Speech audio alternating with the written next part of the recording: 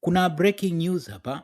Mwenyekiti wa taifa wa Chama cha Demokrasia na Maendeleo Chadema, Mheshimiwa Tundu Antipas Lissu, siku tatu zilizopita alitolewa katika gereza kuu la Ukonga na kupelekwa kusikojulikana. Kwa mujibu wa taarifa za kuaminika, Mheshimiwa Lissu alitolewa gerezani Ukonga na kupelekwa sehemu ambako alikutana na ujumbe maalum wa Samia Suluhu Hassan, na lengo la mkutano huo lilikuwa kumshawishi Mheshimiwa Lissu akubali baadhi ya masharti ambayo yangepelekea yeye kuachiwa huru. Hata hivyo, kama inavyofahamika, msimamo wa Mheshimiwa Lissu alikataa hayo maombi aliyopewa na huo ujumbe wa Samia. Na hii si mara ya kwanza, kwa sababu wakati wa kuelekea maandamano ya Oktoba 29 pia kuna jitihada zilifanyika za kuwasiliana na Mheshimiwa Lissu, ikitarajiwa kwamba hizi ni jitihada za serikali, ikitarajiwa kwamba labda akiongea na vijana wa Gen Z kwamba wasiandamane, labda wangeweza kumsikiliza na kutofanya hivyo.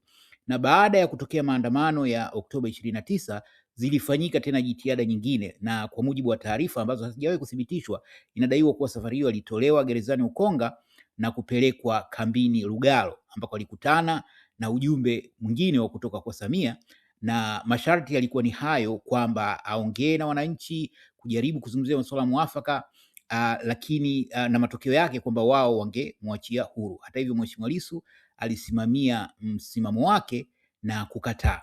Kwa hiyo katika hili tukio la siku tatu zilizopita, nalo alitolewa gerezani, lakini kupelekwa sehemu ambayo mpaka muda huu haijafahamika, na huko alikutana na huo ujumbe kutoka kwa Samia ambao ulikuwa unamtaka akubali ajenda ya maridhiano. Kwa hiyo sharti kuu ni ajenda ya maridhiano, kwamba endapo angekubali basi angeachiwa huru.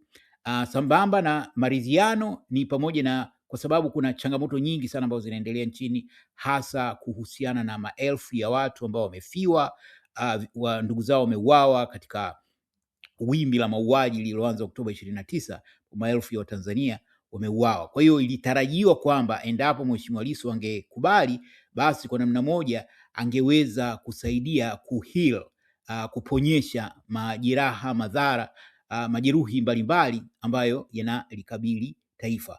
Lakini kama unafahamika, msimamo wa Mheshimiwa Lissu ni imara na alikataa hayo maombi, huo ujumbe uliokuja kwake ambao umetumwa na Samia Suluhu Hassan.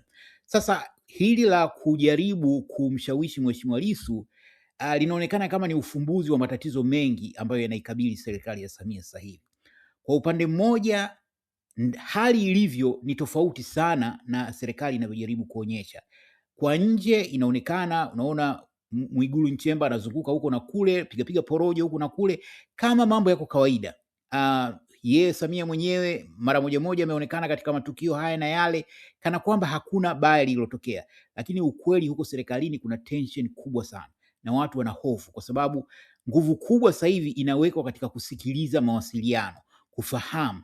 Samia anafahamu bayana kwamba matendo yake hata ndani ya chama chake na ndani ya serikali kuna watu wengi ambao hawayaafiki, lakini kwa sababu ya kukosa ujasiri na pengine ubinafsi na kuhofia kipato chao, watu wanakaa kimya. Kwa hiyo kuna jitihada kubwa sana za kujaribu kudhibiti na kusikiliza nani anasema nini kinaendelea, na pia kuna hofu kwamba pengine jeshi linaweza likapata nguvu ya kufanya chochote, na hilo linaiweka serikali kuwa katika hali ya wasiwasi. Lakini kibinadamu tu, kiongozi yoyote ambaye ataua maelfu ya raia wake hawezi kuwa na amani, na hili ndilo litakalokuwa jambo litakalotawala utawala wa Samia mpaka hapo utakapofikia kikomo, kwamba hakutokuwa na wakati ambapo hali itakuwa ni ya kawaida kama hakuna kilichotokea, japo kuna jitihada kubwa sana zinafanyika na kina Mwigulu kuonyesha kuwa hali ni shwari, kila kitu kinakwenda vizuri na maisha yanaendelea salama.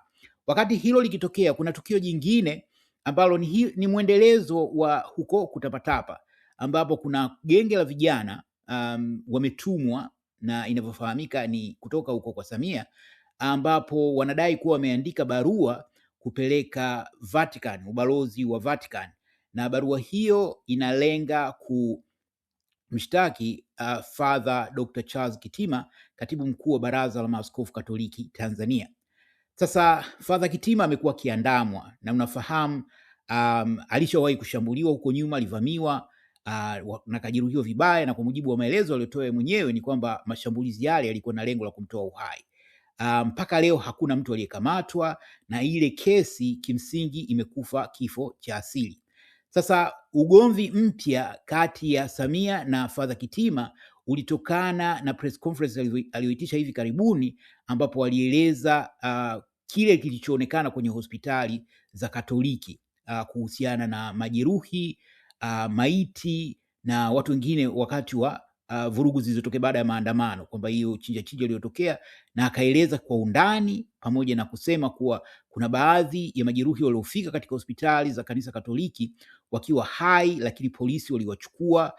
Pia kuna wengine ambao walilazimishwa kupelekwa mortuary, vyumba vya kuhifadhi maiti, japo walikuwa wako hai, kwa sababu kanisa Katoliki linamiliki zaidi ya hospitali 400 nchini Tanzania. Kwa hiyo Father Kitima alitoa kauli ile kama kiongozi mmoja wa viongozi wa kanisa Katoliki, hakutoa kama mtu binafsi. Hata hivyo, hilo liliikera serikali ya Samia, na katika mkutano wake na wale walioitwa wazee wa CCM, wazee wa Dar es Salaam, actually ni wazee wa CCM, alishambulia vikali TEC, hiyo Baraza la Maaskofu Katoliki Tanzania, lakini kimsingi ilikuwa ni mashambulizi dhidi ya kanisa Katoliki. Kwa hiyo katika huko kutapatapa limetokea genge, ni vijana tu wahuni, wametumwa na kuitisha press conference na kudai kuwa wameandika barua kupeleka Vatican, kupeleka ubalozi wa Vatican kumshtaki Father Kitima, wakidai kuwa amekuwa akifanya shughuli za kisiasa, amekuwa akichochea uvunjifu wa amani nchini Tanzania. Kwa sababu hii sasa ndio lugha inayotumiwa. Hata ukimsikiliza Mwigulu anadai kwamba kuna watu wanahangaika kuichafua Tanzania, hasa Mwigulu anahangaika zaidi na Watanzania walioko nje huko diaspora, akidai kuwa kuna wengine wamepewa fedha, wanajaribu kuchafua taswira ya Tanzania. Mtu aliyechafua taswira ya Tanzania ni Samia Suluhu Hassan, ambaye ameua maelfu ya raia wake. Hii sio siri, haijafichika. Kituo cha television cha CNN kimeionyesha dunia nzima nini kilichojiri Tanzania. Dunia sasa hivi ni kijiji, sio kama ile dunia ya zamani ambapo tukio likitokea nchi fulani linaweza kuhifadhiwa lisifahamike sehemu fulani. Yote yaliyojiri Tanzania yako hadharani, dunia inafahamu nini kinachoendelea. Kwa hiyo kama kuna mtu amechafua taswira ya Tanzania, kwa sababu katika historia ya Tanzania hakujawahi kutokea unyama mkubwa kama huu uliotokea. Na kibaya zaidi ni kwamba hayo yaliyojiri huko nyuma sio kama yameisha. Hayo yaliyojiri huko nyuma bado yanaendelea kwa kiwango cha kutisha.